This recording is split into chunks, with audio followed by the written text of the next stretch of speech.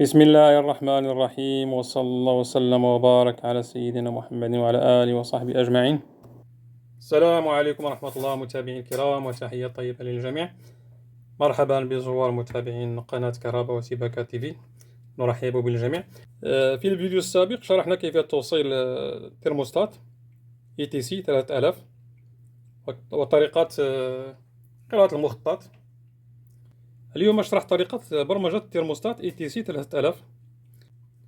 عندي فيديو في القناة على الترموستات إليويل 974. أقوم بتركيب فيش الكهرباء. هنا عندنا 4 أزرار: سيت، والسهم للأعلى والسهم للأسفل، وهذا رمز الديفروست أو تذويب الثلج. أضغط على سيت 3 ثواني أو 5 ثواني هكذا حتى تعطيني السيت. أضغط على سيت هكذا ناقص 19. كما قلت، هذا الترموستات كان مركب على الفريزر، لهذا عمله ناقص 19. هنا بهذا السهم مثلا أخفض درجة ناقص 20 في حالات يعني عندي الفريزر أو المجمد، أو أرفع من هنا من السهم على الأعلى هكذا. لو عندي ثلاجة أضغط على زائد، هنا صفر أقوم ب هنا عملنا زائد يعني 1 درجة فوق الصفر هكذا. أضبط يعني على حساب عندي الثلاجة أو الفريزر دائما. للتذكير مشاهدي الكرام، لو عندي الفريزر أعمل ناقص 19 ناقص 20 هكذا. لو عندي ثلاجة أعمل 4 مثلا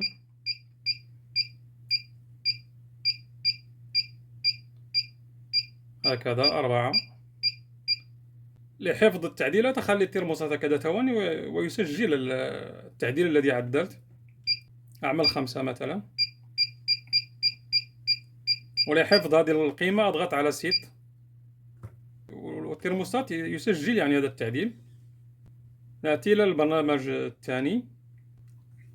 عندي هنا رمز HY، هو ده فرق درجة الحرارة ما بين التشغيل والفصل. أضغط سيت 3 ثواني. هنا عندي برنامج NDF.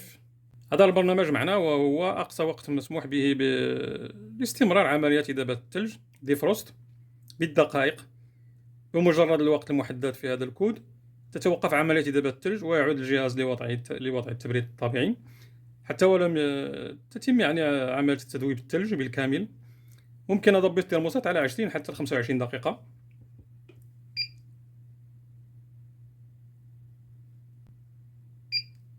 هكذا. هنا ضبطنا على 25 دقيقة. 25 دقيقة هي استمرار وقت كما قلت تذويب الثلج. أعمل سيت لحفظ التعديل. وعندنا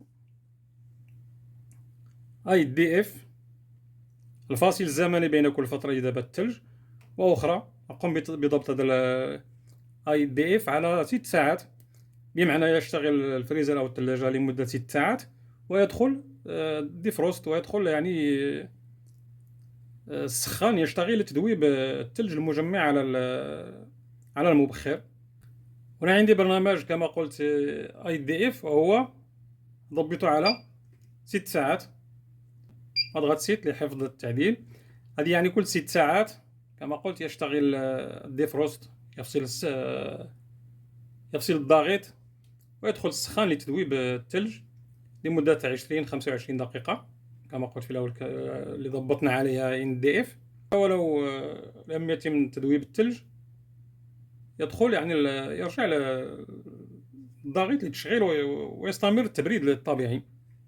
للدخول إلى قائمة الإعدادات الأخرى أقوم بضغط على سيت وهذا السهم الأسفل حتى تعطيني الترموستات إشارة.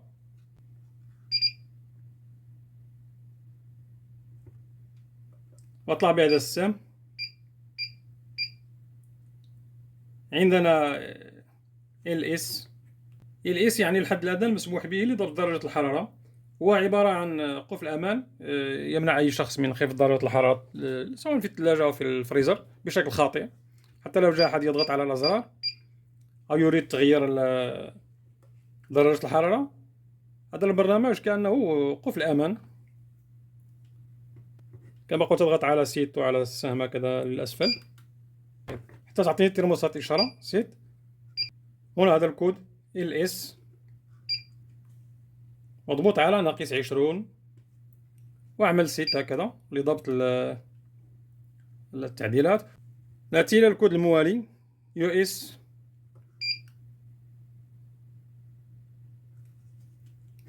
نطلع هكذا بالسهم. شرحنا على LS. الكود المقابل له هو US، أضغط سيت. هو الكود المقابل ل LS كما قلت بمعنى يعمل معه بالتكامل. US يحدد أعلى درجة حرارة يمكن اختيارها، حتى لو جاء أحد يبغي يغير هذه درجة الحرارة لا يقدر على تغييرها.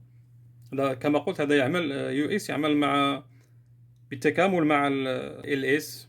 نأتي إلى الكود الثاني.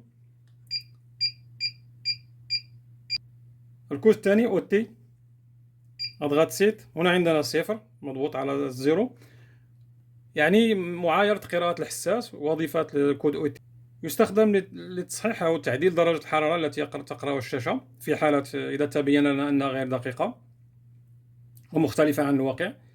يمكن تعديله بزيادة، نعمل زائد أو ناقص، ناقص 0 أو زائد 2 حسب نسبة الخطأ.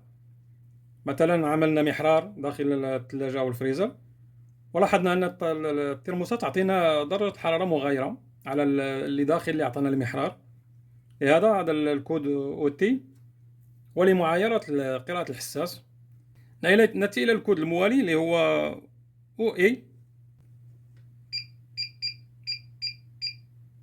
شرحنا على OT. نأتي إلى OA، أضغط على سيت. هنا مضبوط على الزيرو، هذا هو أحسن تعديل. كما قلت هذا كذلك يعني معايرة قراءة الحساس الملتصق على المبخر.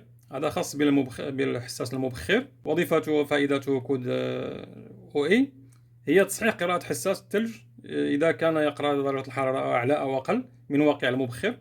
طريقة الضبط كما قلت بالنسبة للكود OT وهو نعمل ناقص 0 أو زائد 2 درجة، يتم خصم الفارق وتصبح القراءة صحيحة ومطابقة للواقع. كما قلت لو حطينا داخل الثلاجة محرار ولاحظنا بأن الترموستات تعطينا قراءة المبخر غلط، ناقص 2 درجة أو زائد 2 درجة، نقوم بضبطها من هذا الكود OT أو OE كما شرحت في الأول. هنا OT معمولة على 0، أضغط على سيت لحفظ التعديل. يعني بسرعة يعني الترموستات يرجع للقائمة العادية. هنا OE كذلك نضبطه على 0 هكذا، وأضغط على سيت لحفظ التعديل. هنا عندنا EC، هنا 3 دقائق، يعني EC يعني وقت تأخير حماية الكمبريسور. وظيفته يفصل الضغط عند وصول الثلاجة للبرودة المطلوبة. مثلا فتحنا باب الثلاجة وارتفعت درجة الحرارة، لن يسمح كود EC للضغط بالعمل فورا حتى يمر الوقت الذي ضبطناه، يعني تمر 3 دقائق التي ضبطنا عليها هذا الكود. وينصح بضبطه على 3 دقائق، وهذه هي القيمة الموصى بها لمعظم ضواغط التبريد. ملاحظة: ضبط القيمة على 0 يعني إلغاء الحماية. لو ضبطنا هذا 3 دقائق عملنا 0 يعني ألغينا الحماية تماما، ويجعل الكباس أو الضغط يعمل فورا، وهذا يضر بالضغط حتى في حالة انقطاع التيار الكهربائي وعودته بسرعة والتيار غير مستقر. لهذا نقوم بضبط الكود EC على 3 دقائق حتى لو فصل الكهرباء كما قلت، أو صار المشكل لما يفصل الضغط ورجعت الكهرباء ما يشتغل الضغط فور الرجوع حتى يستقر التيار. هنا نهاية الفيديو مشاهدينا الكرام، إلى فيديو قادم إن شاء الله نشرح باقي الأكواد وباقي البرمجة. حتى لا يكون الفيديو طويل، لا تنسوا الدعم بلايك والاشتراك في القناة بالنسبة للناس غير المشتركين، وتعليق محفز. مرحبا بآرائكم واقتراحاتكم. إلى فيديو قادم إن شاء الله. مع السلامة.